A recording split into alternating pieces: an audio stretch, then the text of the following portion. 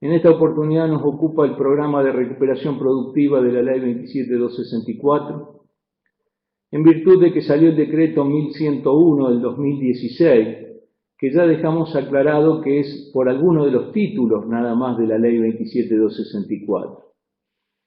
La AFIP también empezó a reglamentar este tema y lo hizo a través de la resolución 3945 en lo referente al IVA nada más, y la resolución general 3946 en lo referido al impuesto sobre débitos y créditos. Es decir, que quedan todavía cosas a reglamentar. Pero no obstante, es importante que nos vayamos familiarizando, dada la cantidad de clientes que vamos a tener en estos temas. El decreto 903 fue el que promulgó esta ley 27264, lo hizo a partir de las facultades conferidas por el artículo 78 de la Constitución Nacional y se publicó el 1/8 del 2016.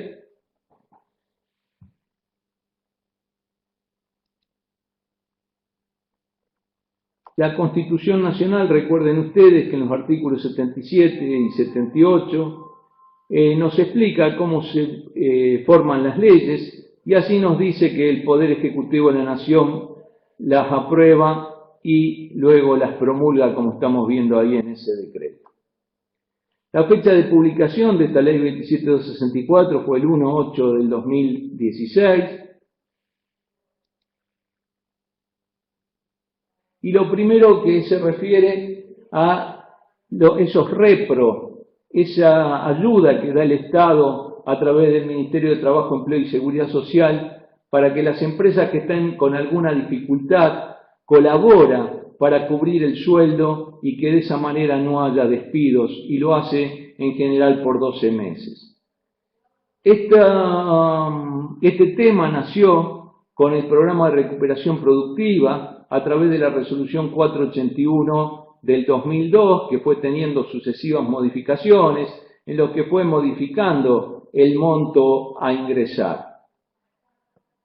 Esta resolución 481 del 2002 fue prorrogada hasta el 31 de diciembre del 2016 por la resolución 20 del 2016, publicada en el Boletín Oficial el 15 de enero del 2016. ¿Por qué hablamos de este tema en la Ley 27264? Bueno, porque dice que todo esto se aplica también a las pymes, pero lo más importante es lo que dispone el artículo 2 de la 27264, que dice que a las micro, pequeñas y medianas empresas se le va a entregar un 50% más del monto que está entregando la resolución 481 del 2002.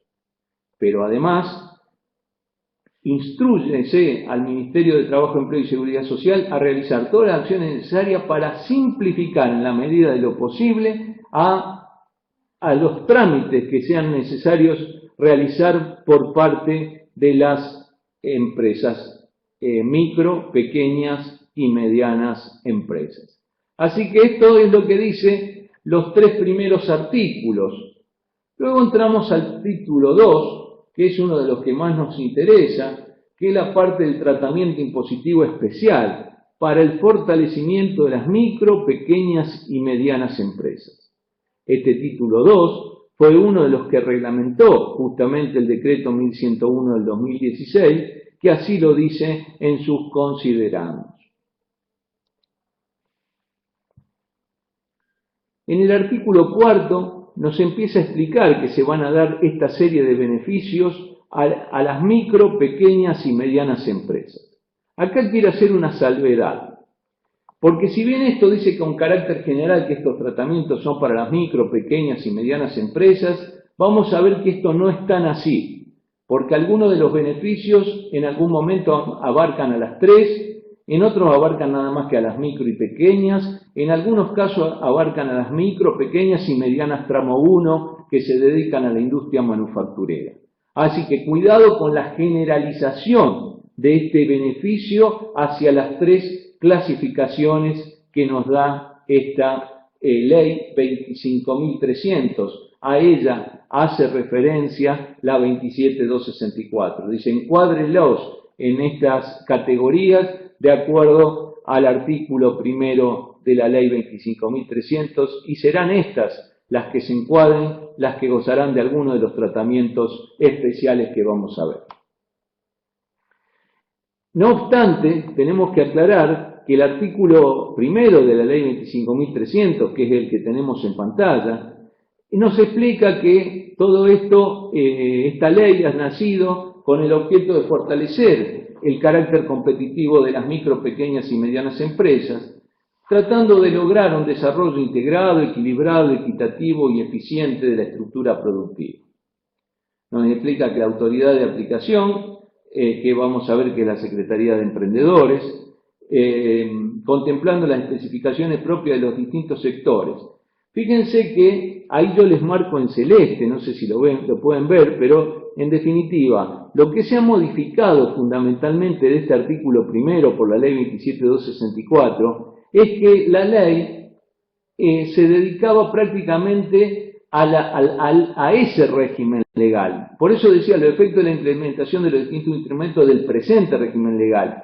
Y luego volvía a reiterar esa situación. Bueno, esto se ha eliminado para darle un carácter más amplio a las definiciones de la 25.300 y entonces se han eliminado esas restricciones al régimen de la ley.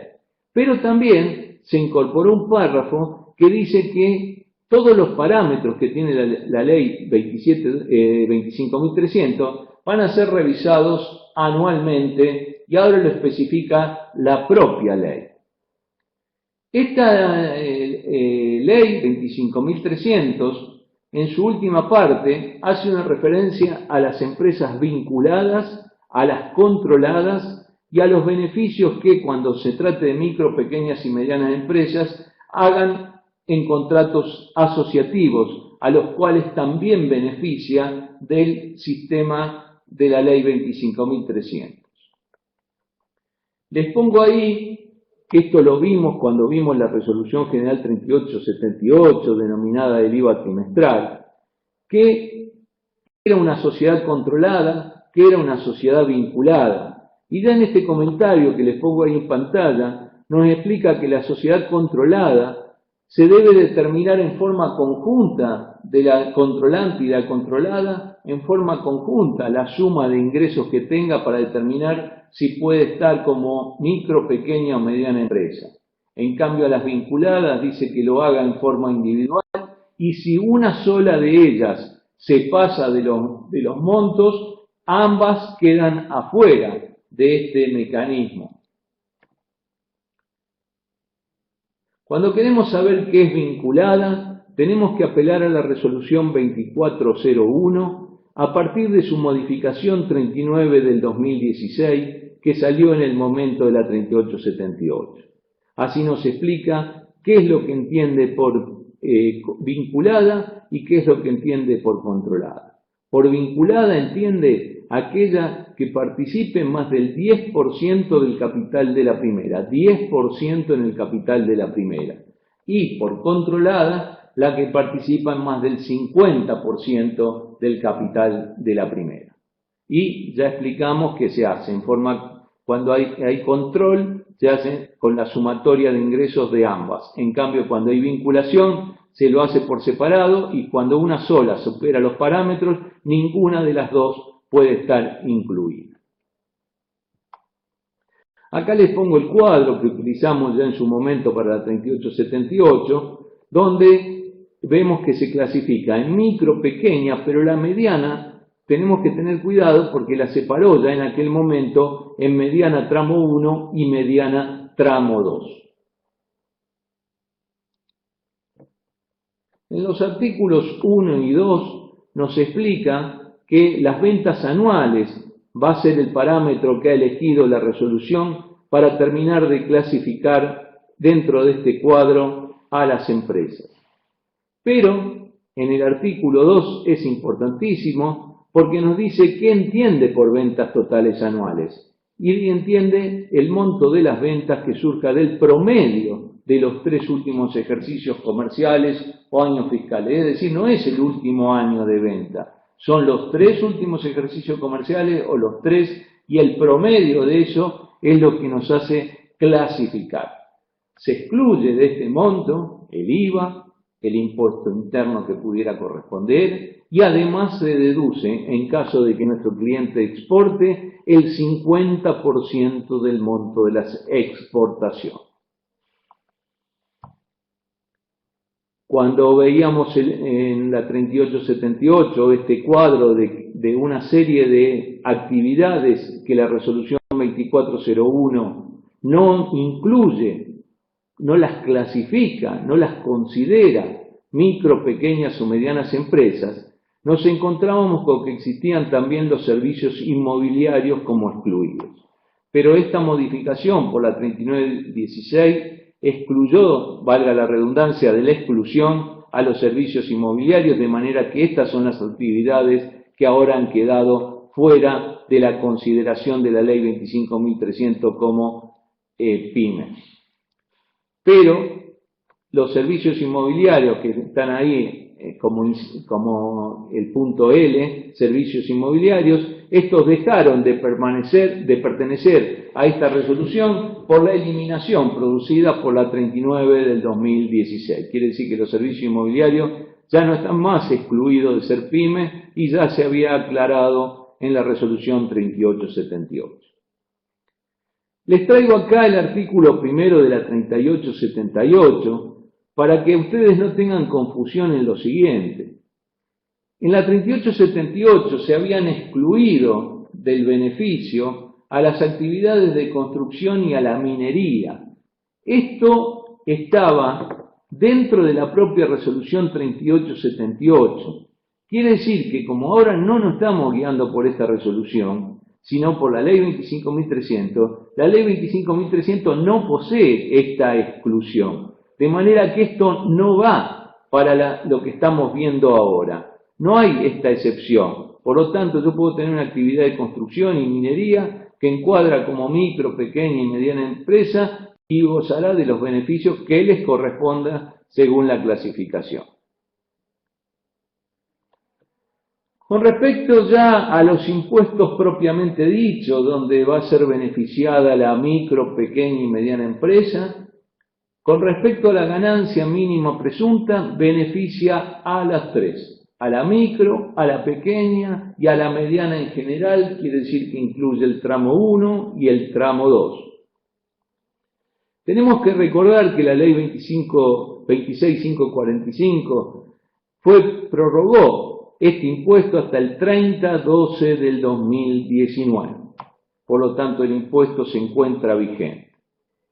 Pero cuando leímos la ley de blanqueo, nos encontramos que la ley 27.260 derogaba el título quinto de la ley 25.063, es decir, el impuesto a la ganancia mínima presunta, a partir de los ejercicios que se inician el 1 de enero del 2019. Ahora la ley dice que para las micro, pequeñas y medianas empresas, esa eliminación es a partir del 1 de enero del 2017. Quiere decir que nosotros tenemos que hacer el siguiente análisis. Si nuestro cliente está encuadrado como micro, pequeña y mediana empresa, ya desde los ejercicios iniciados a partir del 1 de enero del 2017, no va a ingresar más ganancia mínima presunta. Pero si nuestro cliente es una gran empresa, lo hará solo por lo dispuesto en la ley de blanqueo a partir de los ejercicios iniciados el 1 de enero del 2019. Se ordena a la FIP reglamentar todo lo relacionado con esta derogación del impuesto y también que tenga en cuenta cualquier cosa relacionada con anticipos que se puedan ingresar y que corresponda su devolución, que corresponda su acreditación. Con respecto a la finalización de ganancia mínima presunta, me vino a la mente el tema del artículo primero de la ley, que nos aclara en el artículo 2 del decreto reglamentario, referido a los ejercicios irregulares. Recuerden ustedes que cuando yo tenía un ejercicio irregular, por ejemplo por un inicio de actividades, si yo había desarrollado actividad en 7 meses, iba a tener que determinar solo por 7 meses el impuesto correspondiente, es decir, en forma proporcional a esos 7 meses. Y me quedaban 5 meses para abonar en el ejercicio posterior a la vigencia del tributo. De manera que habrá que ver si no vamos a tener, en los casos que iniciaron actividad, que ingresar esa diferencia de meses para cumplimentar los ejercicios anuales. Otra inquietud que les dejo para que lo tengan en cuenta cuando se produzca la desaparición de este impuesto y ver cuando salga reglamentado el mismo por AFIP, ¿qué pasa cuando el impuesto a las ganancias que el impuesto a la ganancia mínima presunta, efectivamente abonado, se puede tomar como pago a cuenta de ganancias? Esto tiene un límite, que es ese exceso del impuesto a las ganancias determinados contra el impuesto a la ganancia mínima presunta determinada. Ese exceso es el límite de lo que me puedo tomar. Bueno, si tengo un saldo, ¿cómo se tomará este saldo pendiente? Me pregunto. ¿Se podrá tomar en su totalidad y cancelar? ¿O darán algún tipo de instrucciones? Bueno, tengamos cuidado a este detalle. Otra situación importante que tiene a los contadores en jaque es el pago a cuenta del impuesto sobre débitos y créditos. Como esto circula en los medios masivos, la gente saca sus propias conclusiones y a veces queda alejada de lo dispuesto por la norma. Debemos recordar que el impuesto sobre débitos y créditos fue creado por la ley 25.413 y en la misma, en el artículo 4, se facultaba al Poder Ejecutivo para que en forma parcial o total el mismo se pueda tomar como pago a cuenta de otros impuestos. Así, a través del decreto 380 del 2001, se empezó a permitir que se tome como pago a cuenta el 34% de las acreditaciones. ¿Contra qué? Contra el impuesto a las ganancias o contra el impuesto a la ganancia mínima presunta, pero con ese límite del 34% solo sobre las acreditaciones. Así se podía computar tanto en la declaración jurada de uno u otro impuesto o en sus respectivos anticipos. Y nos explicaba que de existir un remanente del impuesto a los débitos sobre alguno de estos dos impuestos, el mismo no podía generar saldos a favor, ni podía imputarse contra otros impuestos, ni transferirse a terceros. Sin embargo, permitía trasladarlo hasta su agotamiento a ejercicios siguientes. ¿Qué es lo que nos dice ahora la Ley 27.264? Y acá vamos a ver que vale mucho mi aclaración de decir, no siempre los beneficios son para las micro, pequeñas y medianas empresas en general. Hay restricciones. Y acá lo vemos con claridad en este artículo 6, porque el beneficio de tomar el 100% del impuesto sobre débitos y créditos es para micro y pequeñas empresas, nada más. Las medianas, tramo 1, que además deben ser consideradas manufactureras, solo van a poder tomar el 50%. Quiere decir que si bien este beneficio también es importante, está lejos del que se dio a las micro y pequeñas empresas. Y también tenemos que dejar aclarado que entonces hay medianas tramo 1 que no son manufactureras, que no van a poder tomar este beneficio, las medianas tramo 2 tampoco lo van a poder tomar y las grandes tampoco lo van a poder tomar. Por lo tanto, vamos a seguir necesitando utilizar el decreto 380, que no ha sido delegado para los que no estén beneficiados por esto, para que tomen solamente el 34% de las acreditaciones. Este beneficio comprende los importes efectivamente ingresados a partir del 10 de agosto del 2016. Pero cuidado, que ahora esta norma dice hasta la finalización del ejercicio anual en curso. Vamos a ver que con esto hay un poquito de ruido, porque finalización del ejercicio anual en curso sería que si cierro balance en diciembre, puedo tomar hasta diciembre y nada más. Se ratifica que no puede ser trasladado, pero dice sí con la excepción que tenía el artículo 13 del decreto 380.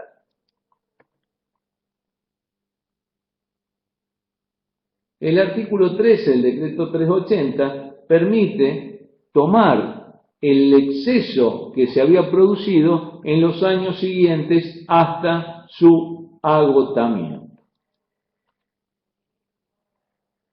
La definición de industria manufacturera la van a tener que sacar de la autoridad de aplicación de la ley 25.300, es decir, de lo que disponga la Secretaría de Emprendedores. También nos explica la ley, como así lo hacía el decreto 380, qué va a pasar cuando no se trate de sujetos del artículo 69. Recuerden ustedes que en el artículo 49, inciso A, de la ley de ganancias, nos deriva el artículo 69, y en dicho artículo encontramos toda una serie de sujetos que tributan en forma directa a la tasa del 35%.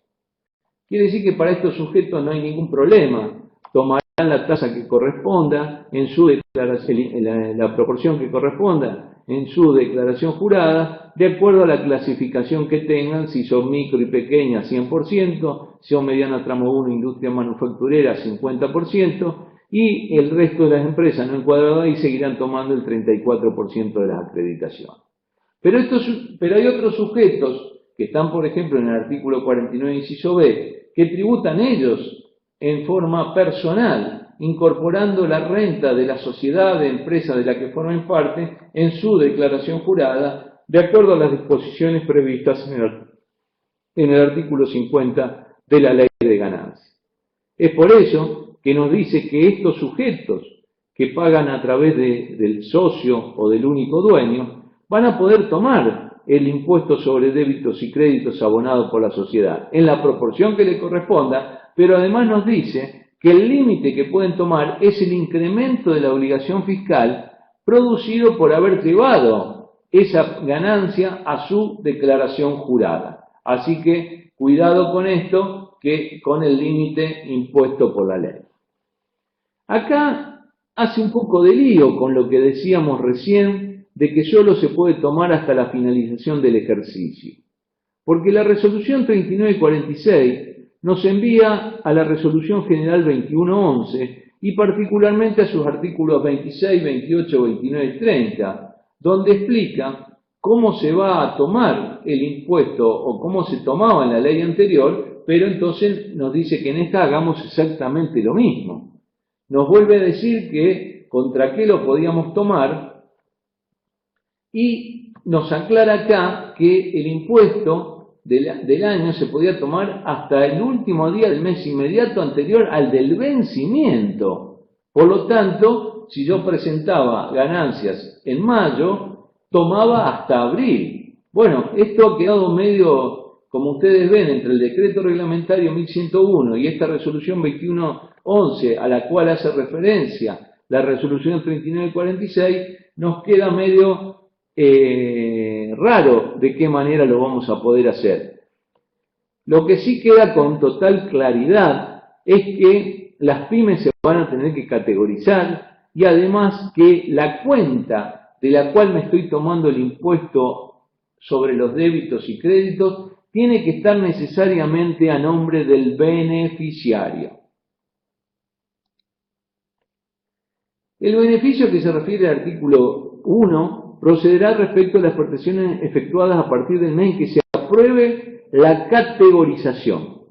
Es decir, acá dice una cosa, pero después medio da a entender como que esto, para todos los que se empadronen antes del 31 de diciembre del 2016, es como que van a poder tomar el impuesto sobre débito y crédito a partir del 10 de agosto. Acá fíjense, parece que si mi pyme no está categorizada, hasta que no se apruebe la categorización, no podría tomar este beneficio.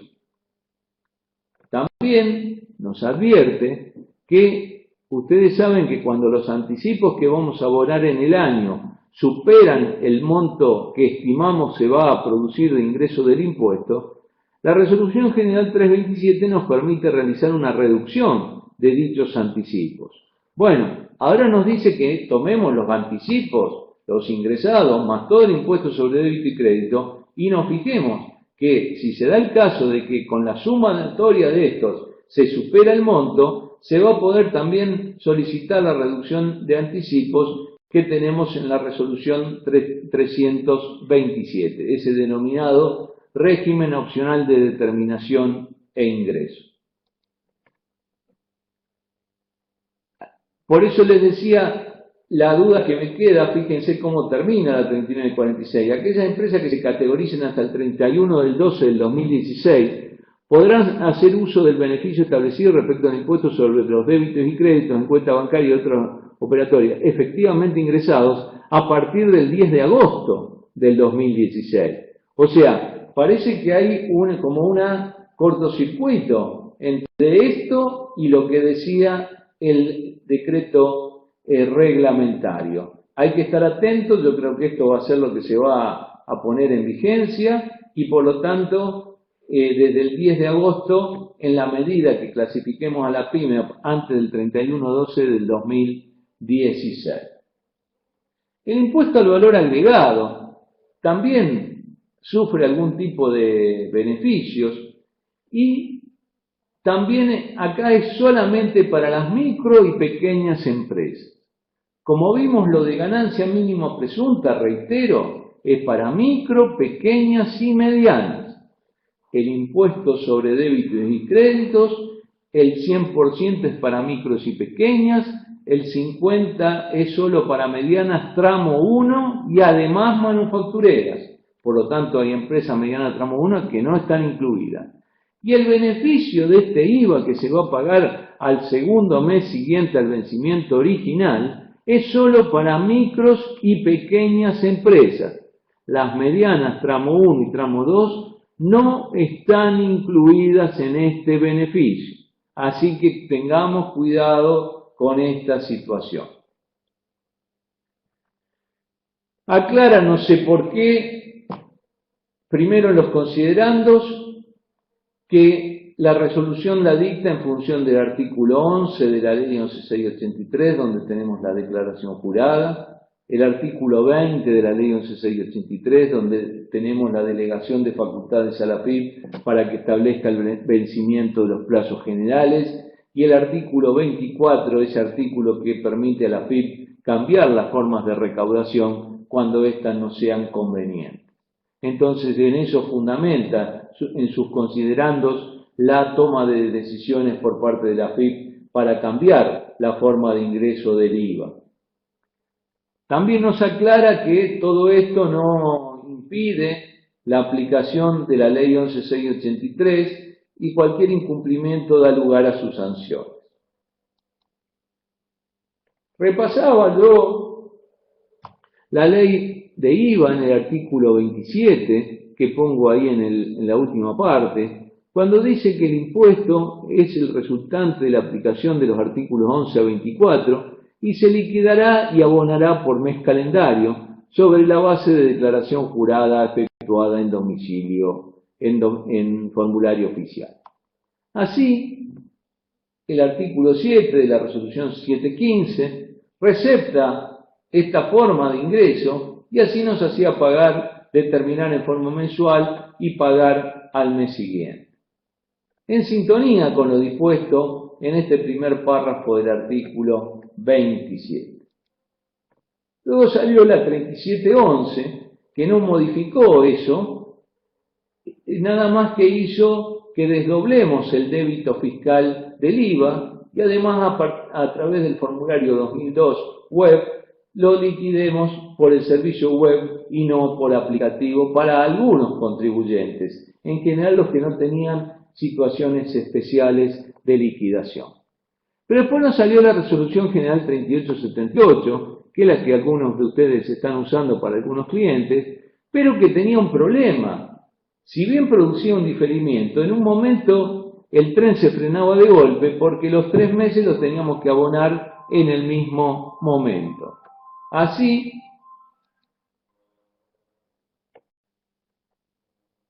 se producía en este IVA trimestral que beneficiaba a las micro, pequeñas y a las medianas tramo 1. Ahora ya he advertido que solo para micro y pequeñas.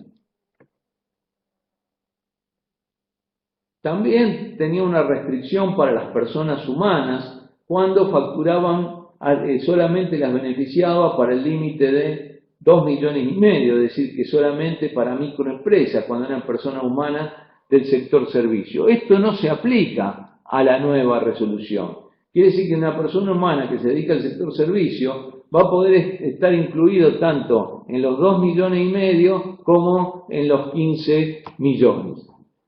También desaparece lo de la construcción y minería, como expliqué al principio, y sigue la exclusión de las medianas tramo 1, pero ahora se agrega la exclusión de las medianas tramo 1.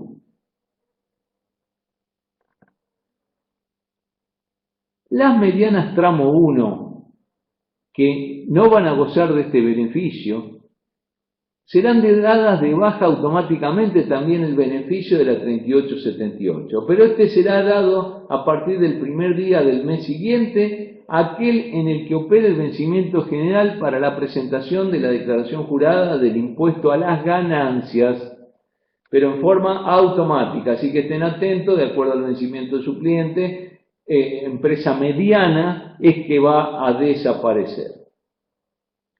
En cambio, las micro y pequeñas empresas que teníamos clasificadas para la 3878 y gozaban de ese beneficio, el traspaso va a ser inmediato a partir del periodo fiscal diciembre del 2016, inclusive que lo van a poder empezar a utilizar. Quiere decir que diciembre, en lugar de vencer en el mes de enero, vencerá en febrero, en marzo recién. ¿Está claro? Porque son 2 meses siguientes al que se produzca el vencimiento original. Acá excluye de este beneficio a los que estén imputados penalmente por delitos de la ley penal cambiaria, penal tributaria, delitos comunes que tengan conexión con el incumplimiento de obligaciones impositivas.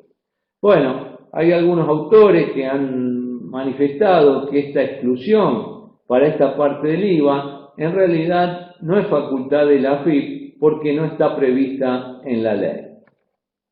Vamos a ver que el artículo 14 sí realiza algunas exclusiones, pero solo para el título 3. Y ahora estamos en el título 2 de esta ley, y en el título 2 no hay sujetos excluidos. Por lo tanto, algunos entienden que es ilegal que la resolución excluya sujetos.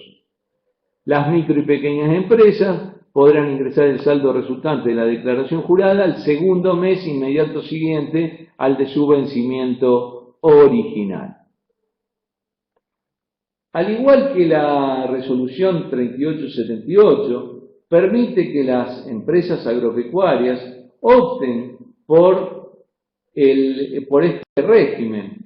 En la 3878 la mayoría entendía que no veía cuál era el beneficio de las empresas que habían optado por pagar en forma anual de pasar a pagar en forma trimestral.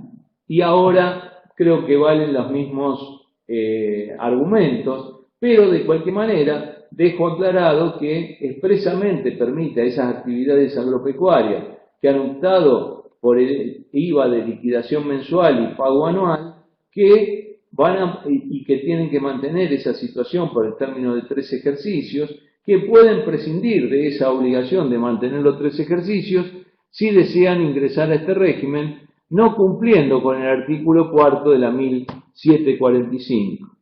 Recuerden ustedes que en el propio artículo 27, en el tercer párrafo, es que permite a las explotaciones agropecuarias optar por este IVA de liquidación mensual y pago anual, y con la obligación de permanecer 3 ejercicios fiscales. La resolución 1745, en ese sentido, en el artículo 4, ratifica esta obligación de la posibilidad de abandonar el régimen solo después de transcurridos esos 3 ejercicios comerciales o años calendarios según corresponda, pero ya dijimos que para esta resolución permite que no se haga valer este artículo 4 de la 1745, por tanto pueden solicitar cuando quieran salirse de esta obligación del artículo 27, tercer párrafo, y optar por este IVA de pago trimestral, si ven alguna conveniencia en hacerlo de esa manera. Como en todas las resoluciones, nos dan una serie de requisitos a cumplir para poder adherir al beneficio. Así, para gozar del tratamiento, la resolución 3945 nos da toda una serie de requisitos a cumplir. Primero, poseer quit con estado administrativo activo sin limitación. Acuérdense que este término, junto con otros, nacieron con la 3832 y que se está usando mucho, que para gozar del beneficio de las distintas resoluciones hay que tener el único estado válido, el activo sin limitación. Declarar y mantener sin inconsistencia y actualizado el domicilio fiscal. Tienen la obligación de constituir y mantener domicilio fiscal electrónico. Yo creo que los que me escuchan de tanto en tanto saben que mi opinión es que sigue siendo válido el artículo 3, continuación de la ley 11683, que dice que el mismo es optativo.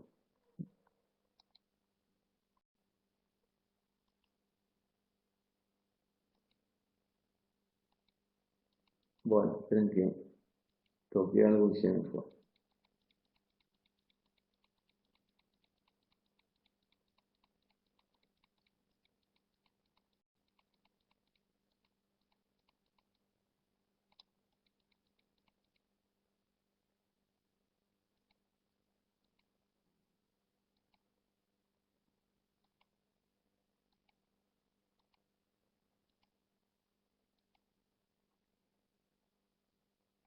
Muy bien, también va a haber que informar, además de la dirección electrónica, informar un correo electrónico, un número de teléfono, como siempre tener actualizado el clasificador de actividad del formulario 833 de la resolución 3537, estar dado de alta en los tributos pertinentes y no registrar falta de presentación de declaraciones juradas determinativas e informativas correspondientes, no encontrarse en concurso preventivo quiebra, solicitar la adhesión al beneficio ingresando con clave fiscal nivel 2, como mínimo.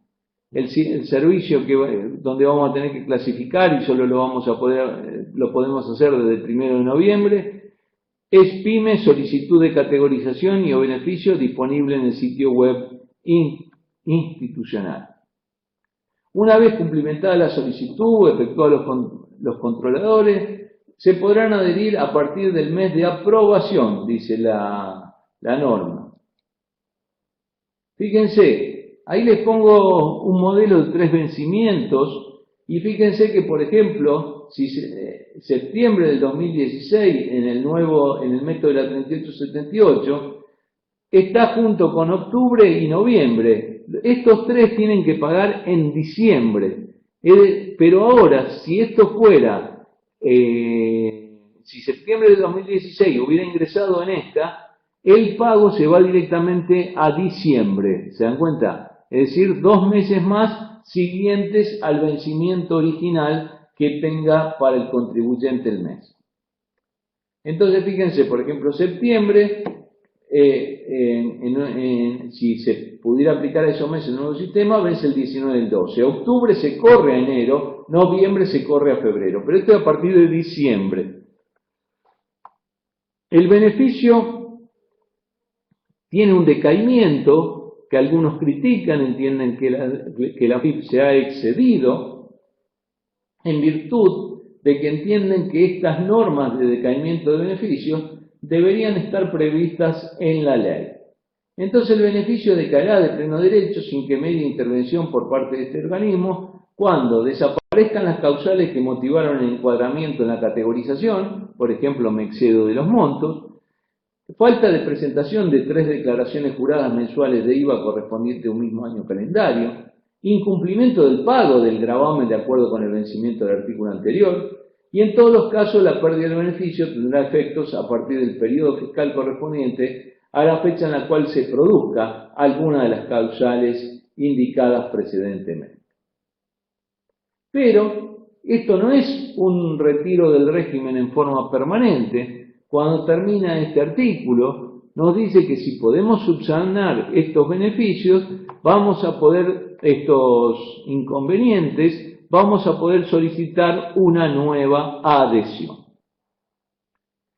Además, nos aclara que los sujetos que adhieran a este IVA van a tener que emplear el sistema de cuentas tributarias, pagar por transferencia electrónica de la resolución 1778 y no pueden utilizar el régimen establecido por la 3827.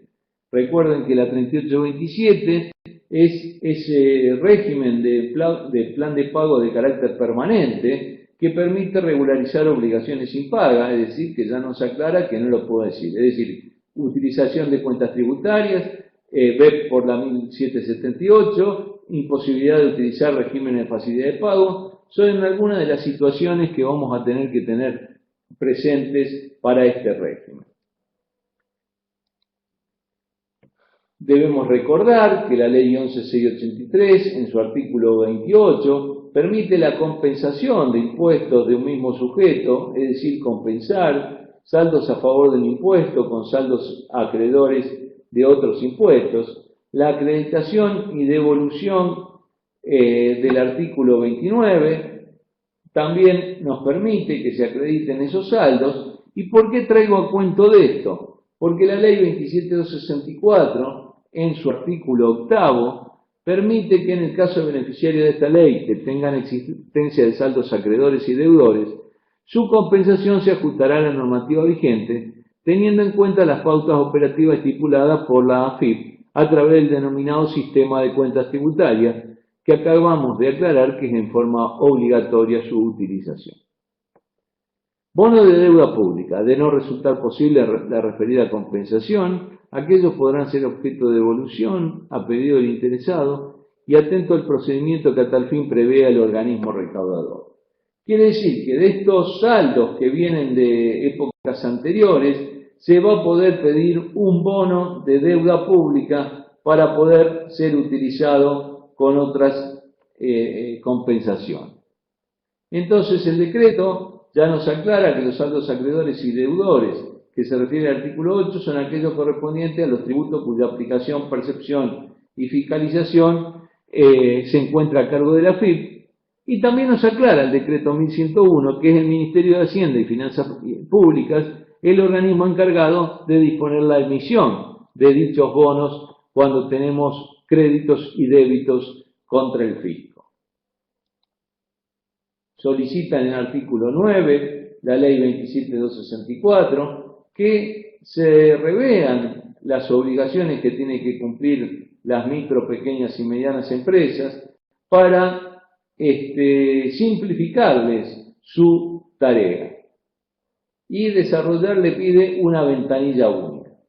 También le dice la ley al Poder Ejecutivo que se fije que hay zonas de frontera donde, por los diferentes tipos de cambio, por lo que sea, hay asimetrías y desequilibrios económicos y que de esa manera piensen a ver de qué manera se las puede ayudar para equilibrar esto y que no terminen desapareciendo. ¿Qué alcances tiene que tener estas diferencias que tengan las empresas en zonas de frontera? Y dice que como mínimo estén beneficiados con un 5% de diferencia con las otras y como máximo con un 15%.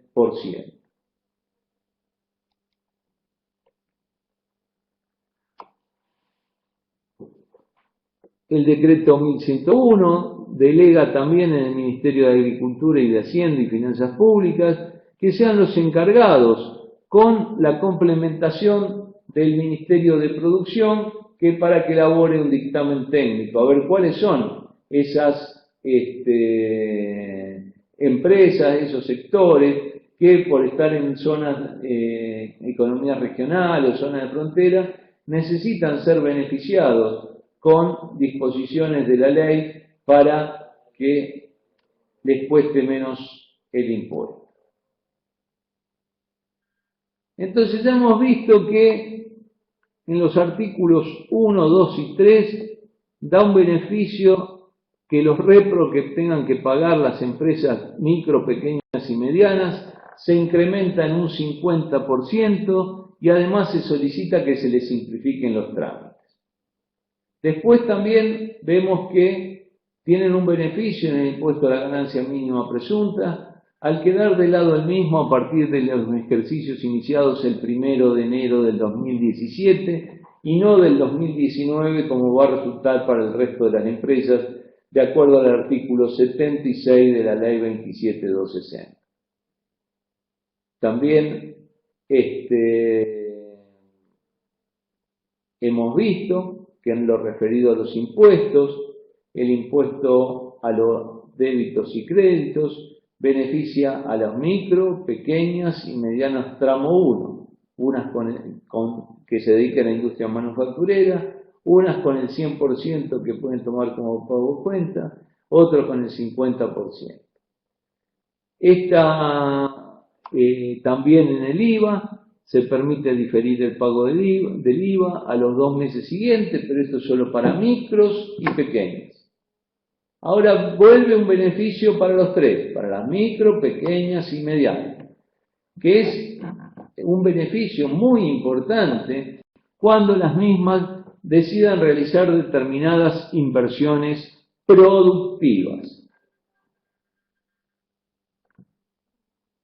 Esas inversiones productivas nos explica este artículo 13 y recordemos este artículo 13 porque lo va a nombrar en varios artículos que además se deben cumplimentar con estas disposiciones en una declaración jurada que hay que presentar y que ya explicaremos.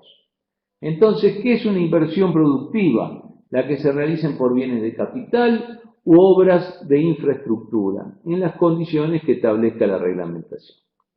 Dice que los bienes de capital deben tener por objeto, según corresponda, la compra, construcción, fabricación, elaboración o importación definitiva de bienes de capital, y acá cuidado que pueden ser nuevos o usados. Y como es algo que no nos tendría que extrañar ya, excluye a los automóviles. Pero cuidado con los nuevos o usados. Dichos bienes, además de revestir calidad de amortizables en el impuesto a las ganancias. Al explicarnos esto, también nos explica que tenemos que recordar que el artículo 54 de la Ley de Ganancias permite amortizar a los reproductores machos y a las hembras puras por cruza o de pedigrí. De manera que, ya saben ustedes, también entran esos reproductores, que el artículo 54 nos dice que cuando son reproductores machos o hembras puras por cruza o de pedigrí, son amortizables de acuerdo a las disposiciones del artículo 84.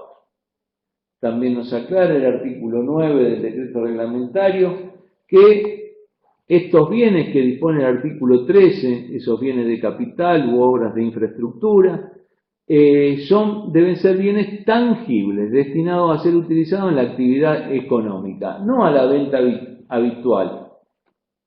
Y incluye construcción, tránsito y montaje, dice acá el decreto. Les había aclarado que la 3945 de alguna manera se excede en la sanción que aplica debido a que lo hace por resolución general. Bueno, acá estamos en el artículo 14 y estamos refiriéndonos simplemente a las exclusiones. Estas exclusiones del artículo 14 es para los declarados en estado de quiebra siempre que no haya continuidad de la explotación, querellados o denunciados penalmente por la Ley 24769, siempre que exista requerimiento fiscal de elevación a juicio, denunciados formalmente o querellados penalmente por delitos comunes, y los directivos de las distintas tipos de entidades cuando también han sido querellados o denunciados penalmente. Este beneficio del fomento a la inversión productiva tiene un plazo de vigencia. El mismo incluye la vigencia entre el 1/7 del 2016 y el 31 del 12 del 2018. En consecuencia, el plazo de vigencia será el 1 del 7 al 31 del 12 del 2018. El régimen de fomento de inversiones para micro, pequeñas y medianas empresas, los potenciales beneficiarios previamente categorizados. O sea, acá tenemos que extraer algo que es muy importante. La categorización es previa al beneficio, de manera que es muy importante categorizar a nuestro cliente. Y lo hará en la declaración jurada del servicio web con clave fiscal que se encontrará disponible en el sitio web de AFIP, en los términos y condiciones que establezca la Secretaría de Emprendedores y de la Pequeña y Mediana Empresa. Recordemos que esta Secretaría es el organismo de aplicación. Para gozar de este beneficio, se va a tener que presentar una declaración jurada con estos 4 puntos que presentamos ahí, es decir, que se debe cumplir con las disposiciones del artículo 13, que se trata de inversiones productivas en bienes de capital u obras de infraestructura, que el solicitante no se encuentre en el artículo 14, es decir, que no se encuentre querellado penalmente, que no se encuentre en quiebra sin continuidad de la explotación. El nivel de empleo del solicitante a los efectos previstos en el artículo 18, es decir, no se puede reducir el nivel de empleo. Ya vamos a explicar cómo se determina. Vamos a ver también qué actividades no están incluidas en esta restricción. También hay un bono intransferible para la cancelación de tributos nacionales, incluidos los aduaneros, de acuerdo a lo establecido en el artículo 27, que tiene relación con el crédito fiscal del IVA. Acá hay algo muy importante para nosotros los contadores, es que esta declaración jurada va a tener que ser acompañada de un dictamen de contador público. Ese dictamen de contador público debe luego pasarse en formato PDF con la firma legalizada por el Consejo. Entonces, cuidado con esto. Y cuidado que las obras de infraestructura también se pide que haya un profesional competente que dé un dictamen que determine el tipo de obra, el avance de obra, etcétera, etcétera.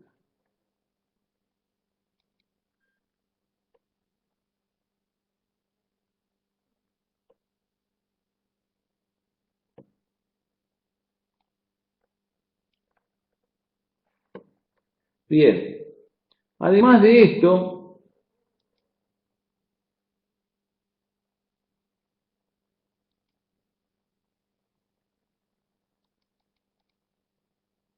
de presentar la declaración jurada para obtener los beneficios, que tiene que estar con el dictamen de contador público, también hay un régimen de estabilidad fiscal.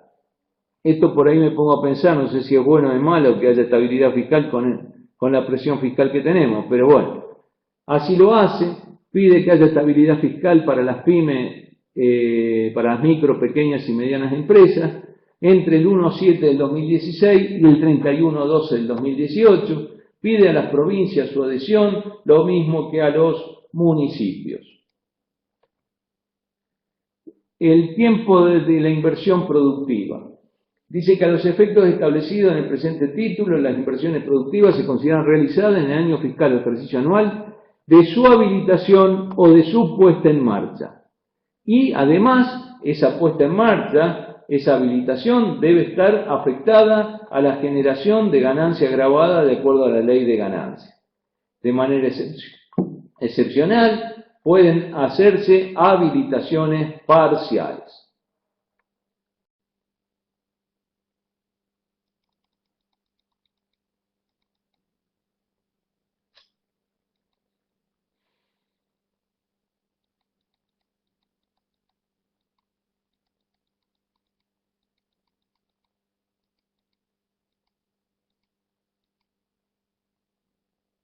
Entonces, ya hemos visto el artículo 17, es muy importante Porque determina cuál es el momento a partir del cual voy a poder gozar de los beneficios.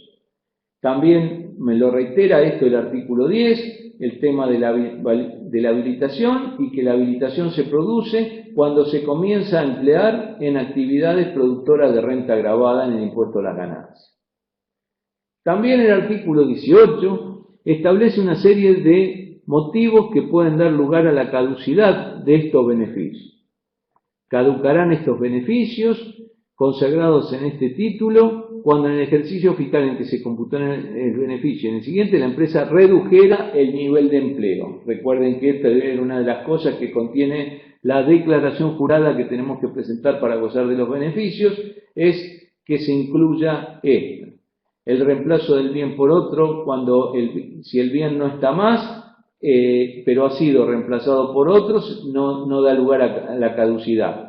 Si el bien ha pasado más de un tercio de la vida útil o ha sido destruido por caso fortuito o fuerza mayor, en todos estos casos se permite mantener el beneficio.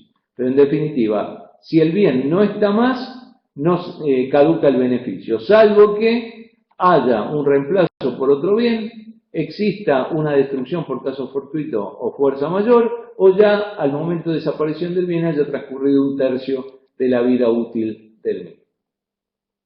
A los efectos de lo dispuesto en el primer párrafo del artículo 18, es decir, lo referido al nivel de empleo, se considerará reducción del nivel de empleo cuando existe una diferencia mayor al 5% con relación al promedio de trabajadores declarados. Acá es muy importante tener en cuenta que ya en el propio artículo 11 del decreto 1101 nos tranquiliza en el sentido de que algunos de los tantos problemas que nos trajeron los regímenes de planes de pago cuando se debía conservar el personal, y nos planteábamos qué pasa con el que se jubila, qué pasa con un fallecimiento, qué pasa con una renuncia. Bueno, acá expresamente excluye estas situaciones del cómputo de ese 5%. Dice, no se considera reducido con motivo de baja por jubilación, fallecimiento o renuncia. Amplía esto después en lo referido a los capítulos 1, 2 y 3 de la Ley de Contrato de Trabajo, de la Ley 22.250 del Contrato de Construcción, la 26.727 relacionada con el trabajo agrario, las changas solidarias de los panaderos y alguna situación del personal no permanente de hoteles. Entonces, la Ley 27.44, en los capítulos que mencionaba, habla del contrato de plazo fijo, del contrato de temporada y del contrato de trabajo eventual. Es decir, las bajas por esos motivos no se van a tener en cuenta para excluir la caducidad del régimen.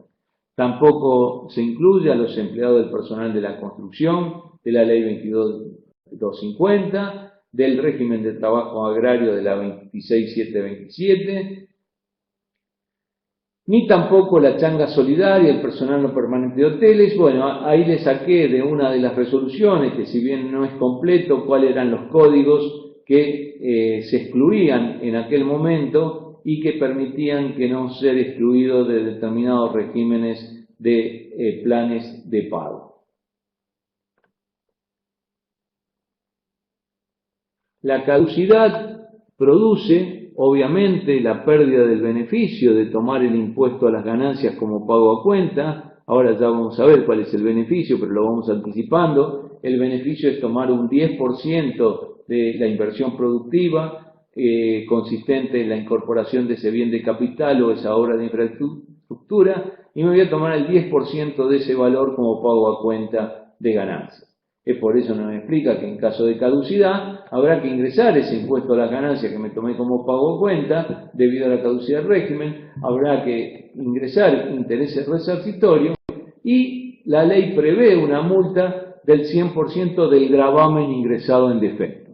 Es decir, entiendo yo que al decir el gravamen ingresado en defecto, está excluyendo del mismo a los intereses resarcitorios y solo lo toma tal cual la instrucción 6 del 2007, como un monto sobre el gravamen. La Secretaría de Emprendedores de la Pequeña y Mediana Empresa llevará un control de las actividades y la AFIP, cuando constate alguna causal, dará de baja, intimando al contribuyente los efectos de la aplicación del artículo 19.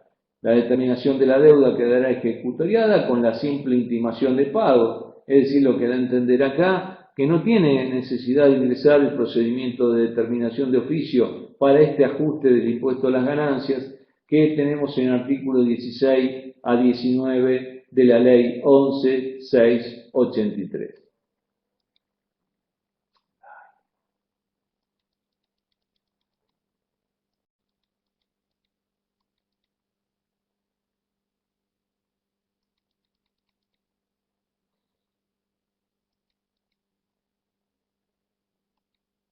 Entonces, en definitiva, ¿cuál es el beneficio que tenemos? Bueno, el beneficio del impuesto a la ganancia lo encontramos en el artículo 23.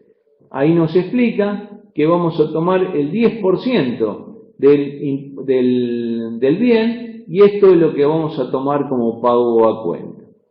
Nos explica también tres cosas muy importantes. La primera es cómo toman este pago a cuenta de ganancias las sociedades del artículo 49 inciso B, que ustedes saben que son las que tributan por asignación del resultado al titular o por distribución de resultados impositivos a los socios de la misma. Nos dice que lo tomarán en forma proporcional ese pago a cuenta con respecto al impuesto que ellos tengan que pagar. También nos aclara perfectamente que el beneficio es incompatible con el régimen de venta y reemplazo. El régimen de venta y reemplazo, para los que no lo tengan presente, es ese régimen que se encuentra legislado en el artículo 67 de la Ley de Ganancia y 96 del decreto reglamentario, que permite tomar el pago a cuenta, que permite disminuir el costo de un nuevo bien adquirido dentro del término de un año contra la ganancia que ha producido la venta del bien reemplazable. Esa disminución de costo produce una disminución en las amortizaciones y a través de la disminución de las amortizaciones es que vamos declarando la ganancia año a año. Es decir, que el régimen de venta y reemplazo se trata de un sistema de diferimiento de impuestos y no de ahorro de impuestos. Tampoco es compatible con regímenes de promoción, aunque no sean los mismos exclusivamente para las pymes.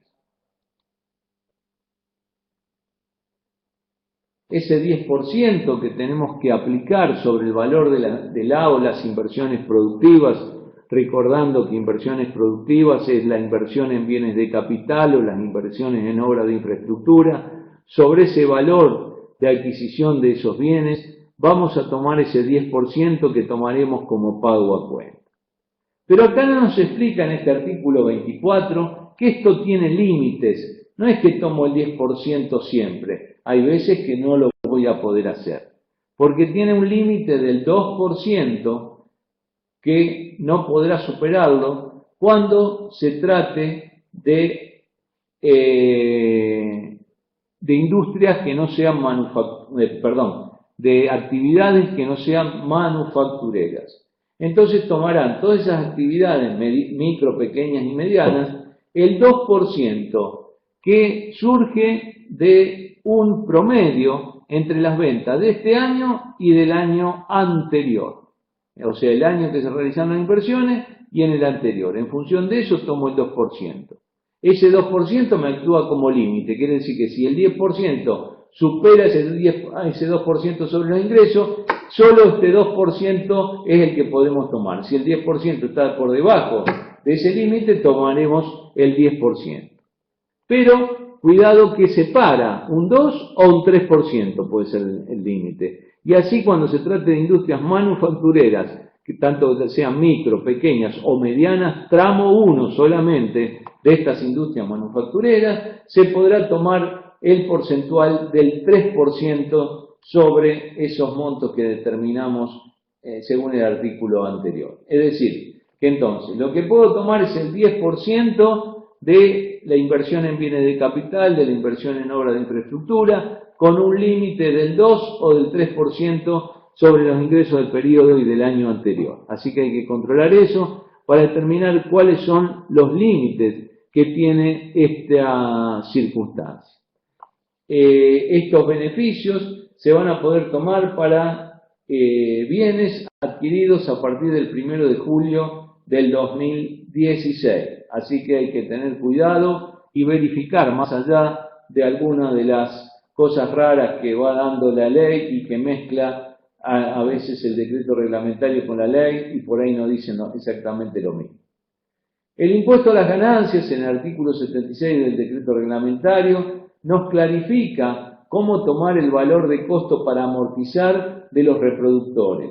Y ahí sí define el valor de adquisición como el precio de compra más gastos de traslado. Por lo tanto, entiendo que será el que tendremos que tomar como base para la aplicación del 10%. Los potenciales beneficiarios tendrán derecho a la utilización del beneficio a partir de que se refiere el capítulo 2 del título 3, a partir de la presentación de esa declaración jurada que vimos del artículo 5 y 6 de este decreto. ¿Se acuerdan de esa declaración jurada que tenía que contener varios datos, pero que aparte había una parte que tenía que dictaminar el contador público y otra parte que tenía que determinar un profesional sobre determinados avances de obra? El cómputo del impuesto por el artículo 23 del pago a cuenta determinado se atribuirá al único dueño, a las empresas unipersonales, y se computará contra el impuesto de la persona humana, hasta el límite de la obligación fiscal originado por la incorporación de la ganancia proveniente de la empresa o explotación. Es decir, acá nos da el mismo límite que ya nos explicaba para el impuesto sobre débito y crédito. Yo, para saber cuánto me puedo tomar como máximo, tengo que liquidar el impuesto con mi participación, por ejemplo, en la sociedad y sin mi participación. Esa diferencia es el monto máximo que voy a poder tomar del 10% proporcional que me corresponda en mi declaración jurada. ¿Qué quiere decir esto? Que si por algún motivo yo tengo pérdida en otras actividades, a lo mejor en algún año no puedo tomar nada porque no he tenido un incremento de la obligación fiscal. Para las empresas nuevas da un tratamiento, empresas que inicien, la posibilidad de imputarlo a ese 10% hasta su agotamiento. Es decir, me dice que cuando inicié en actividades, tengo que tomar el 10% de esas inversiones que yo realice, pero que en este caso voy a poder imputarlo hasta su agotamiento que se produzca dentro de los 5 años fiscales o ejercicios anuales posteriores. Así que cuidado con el inicio de actividades y este beneficio distinto.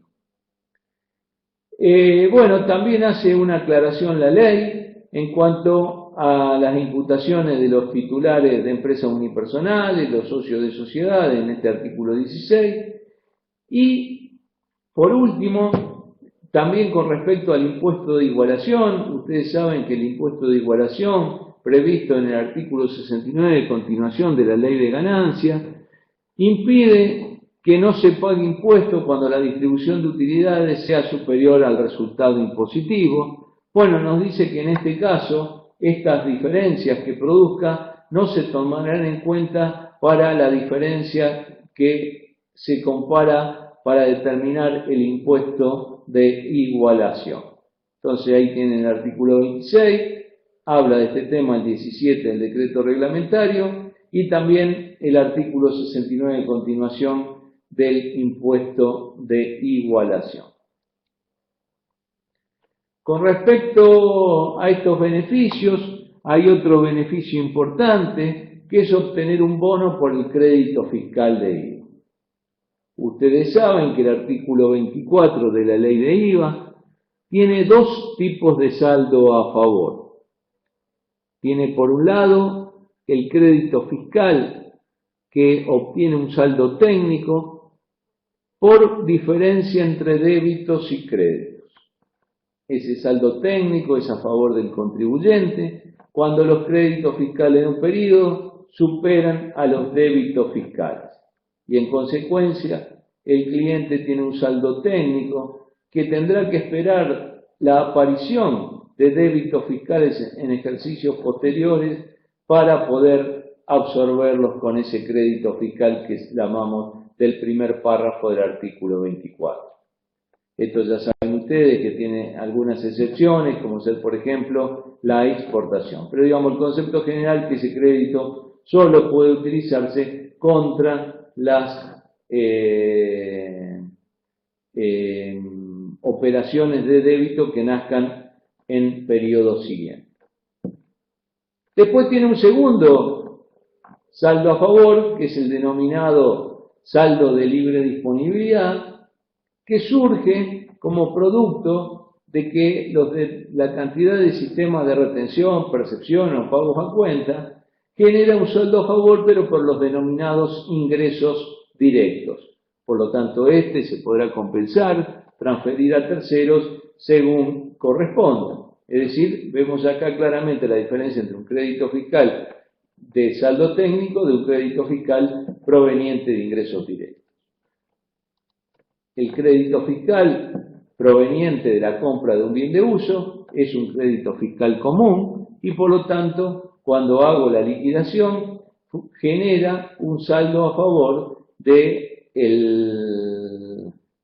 primer párrafo. Por lo tanto, no es sujeto a devolución, no es transferible hacia terceros, pero el artículo 27 hace una salvedad de esta situación, diciendo que los que conserven el saldo a favor por crédito fiscal por estas inversiones productivas va a poder solicitar un bono intransferible de manera que le permita pagar otros impuestos con ese mismo bono. De manera que es muy importante tener esto presente para ver si a nuestro cliente le corresponde o no el bono por ese mantenimiento del crédito fiscal por la compra de estos bienes productivos.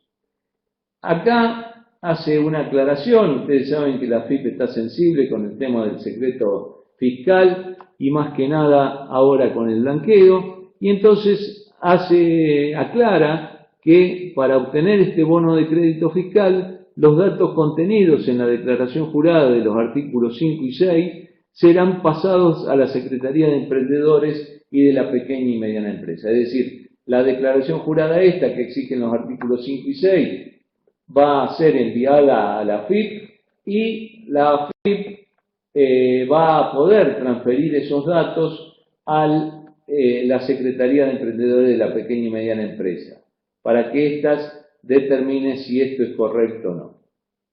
El bono de crédito fiscal mencionado en el artículo anterior, es decir, ese que por mantenimiento del crédito fiscal por la compra crédito fiscal de IVA, perdón, por la compra de bienes de capital o de obras de infraestructura, tiene la siguiente limitación.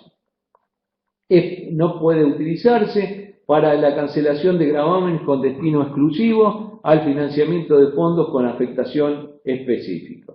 Y tampoco se puede utilizar este bono contra deudas anteriores a que rija este beneficio. Por lo tanto, no podemos, si teníamos varios importes pendientes de pago, utilizar esto contra esos importes para atrás. Los bienes ya hemos aclarado que son los bienes, deben ser bienes de capital, amortizables para el impuesto a las ganancias y si el bien desaparece por caso fortuito o fuerza mayor, tal y como incendio, tempestad, otro accidente o siniestros, debidamente probados. No se perderá el beneficio. El bono de crédito fiscal otorgado por esta norma con respecto al crédito fiscal de IVA se va a poder utilizar por 10 años desde su emisión. También hace una aclaración en el artículo 39 con respecto a las compras de leasing, las compras a través del sistema de leasing, y que cuando los bienes de capital se adquieren por leasing, los créditos fiscales correspondientes a los cánon, es decir, a esa cuota que pagamos, que llamamos alquiler, esos cánones y la opción de compra solo podrán computarse los efectos de este régimen luego de verificarse la fecha de vencimiento general para la presentación de la declaración jurada anual del impuesto a las ganancias correspondiente al periodo correspondiente a la citada opción. El artículo 31 nos explica que hay un cupo para todos estos créditos fiscales y que irá siendo administrado el mismo por sectores, de manera que puede ser que en algún momento pidamos este bono y nuestro sector no tenga más cupo fiscal. El cupo se otorgará por orden de solicitud en tiempo y forma y hasta su finalización para cada sector, de acuerdo con lo dispuesto para la Secretaría de Emprendedores. Bueno, y para terminar, hago un nuevo repaso de que, si bien el sistema es para micro, pequeñas y medianas empresas, vemos que para las micro, pequeñas y medianas empresas tenemos el beneficio de los artículos 1, 2 y 3 en cuanto a los repro, que es para todos.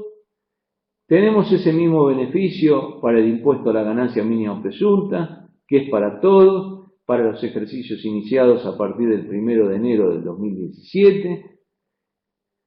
Que el impuesto sobre débitos y créditos que tanta ilusión despertó en numerosos contribuyentes no es para todos, así gozan del beneficio las pequeñas empresas y las microempresas con el 100% del impuesto abonado, que las medianas no están todas incluidas, sino solo las tramo 1 y deben ser además dedicarse a la industria manufacturera.